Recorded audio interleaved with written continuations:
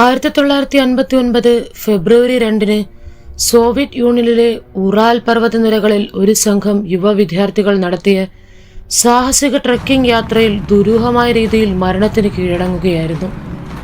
Igor ഡൈഡ്ലോവ് എന്ന 23-കാരനായ engineering വിദ്യാർത്ഥി നേതൃത്വം വഹിച്ച ഈ സംഘം 9 പേരടങ്ങുന്ന ഒരു ടീമായിരുന്നു.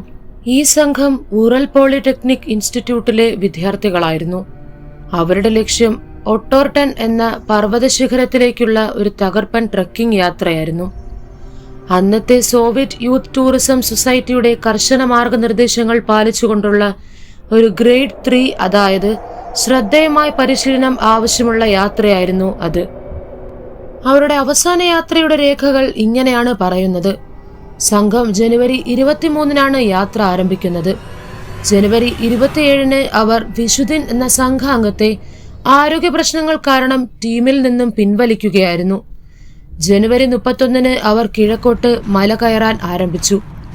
ഫെബ്രുവരി 1-ന് അവർ ഹോളോചെക്കൽ പർവ്വതത്തിന്റെ അടുത്ത് ക്യാമ്പ് വെച്ച് താമസിച്ചു വരികയായിരുന്നു. പെട്ടെന്നായിരുന്നു ലോകത്തെ തന്നെ ഞെട്ടിപ്പിച്ച ആ സംഭവം. ഫെബ്രുവരി 12-ന് തിരിച്ചെത്തേണ്ടിയിരുന്ന സംഘം പെട്ടെന്ന് കാണാതാവുകയായിരുന്നു.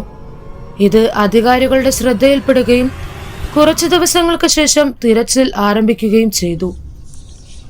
ഫെബ്രുവരി 26-ന് രക്ഷാസംഘം അവരുടെ ക്യാമ്പ് കണ്ടെത്തി.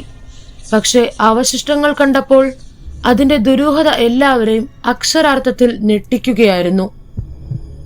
മരണകാരണം പലവിധമാകും എന്ന് ഇപ്പോഴും പറയപ്പെടുന്നു. 6 പേർ ഹൈപ്പോഡെർമിയ ബാധിച്ചും 2 പേർ നെഞ്ചിനേറ്റ ശാരീരിക ആഘാതം കാരണവും ഒരാൾ തലയോട്ടി പൊട്ടിയ നിലയിലുമാണ് കണ്ടെത്തിയത്.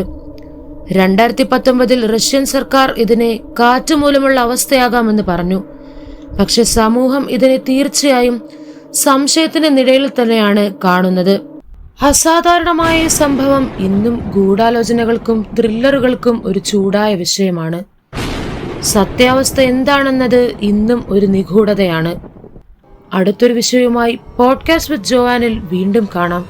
അതുവരയ്ക്കും this is Jovan signing of.